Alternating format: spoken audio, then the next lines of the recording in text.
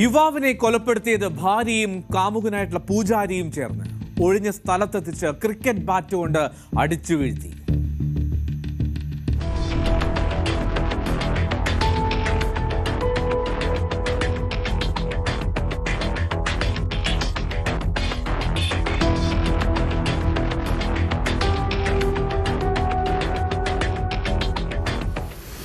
മധ്യപ്രദേശിലെ ജബൽപൂരിനടുത്ത മാണ്ഡ്ല ഈ സ്ഥലത്താണ് ഈ സംഭവം. ഫെബ്രുവരി 11 തീയതിയാണ് ആ കൊലപാതകം നടക്കുന്നത്. പ്രതികളെ അറസ്റ്റ് ചെയ്തത് ഈ ബുധനാഴ്ചയും. സുമിത് എന്ന യുവാവാണ് കൊല്ലപ്പെടുന്നത്. പിടിയിലായത് സുമിത്തിന്റെ ഭാര്യ ജമുനയും അവളുടെ കാമുകൻ സൂര്യകാന്തും.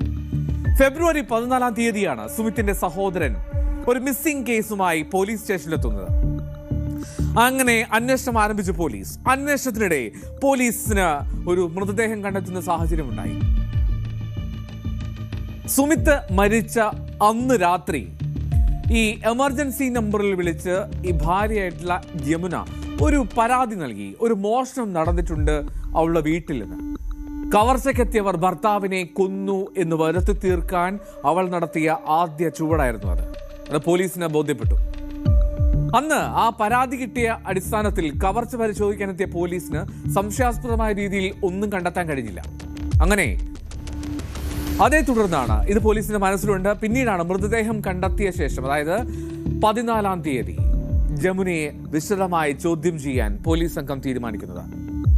കാമുകൻ സൂര്യകാന്തുമായി ചേർന്ന് ഭർത്താവിന്റെ കൊലപാതകത്തിന് പദ്ധതിയിട്ടുവെന്ന് ഒടുവിൽ ആ ഭാര്യ സമ്മതിച്ചു.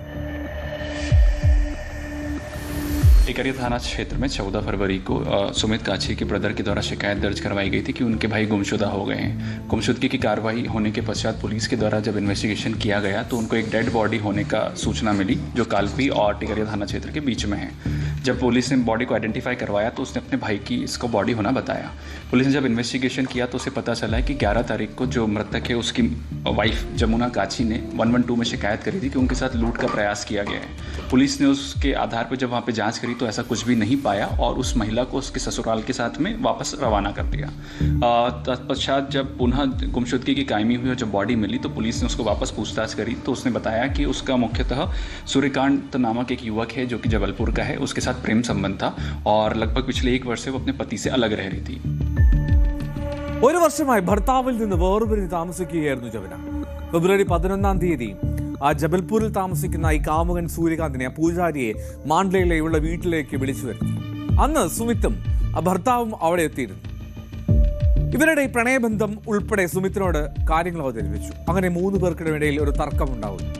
വിഷയം പരിഹരിക്കാനെന്ന മട്ടിൽ ജമുന ഈ സുമിത്തിനെ അടുത്തുള്ള ഒരു ഒഴിഞ്ഞ പ്രദേശത്തേക്ക് കൊണ്ടുപോവുകയാണ്. അവിടെ വെച്ചാണ് സൂര്യകാന്ത് ക്രിക്കറ്റ് ബാറ്റ് ഉപയോഗിച്ച് സുമിത്തിനെ ആക്രമിക്കുന്നത്.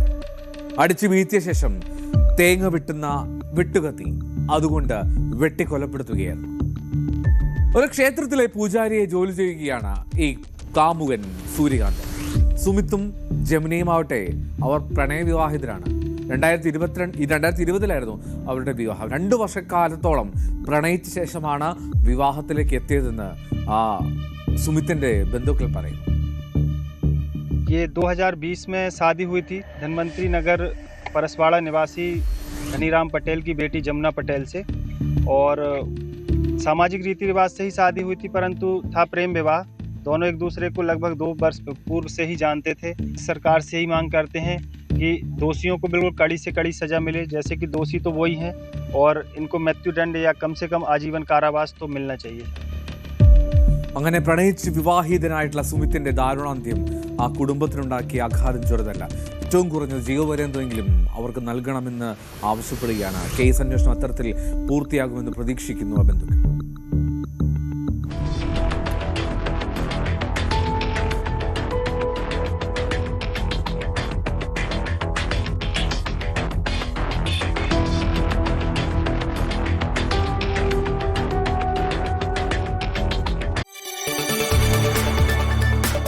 കൂടുതൽ വാർത്തകൾക്ക് news 18 Keralam YouTube channel subscribe ചെയ്യുക.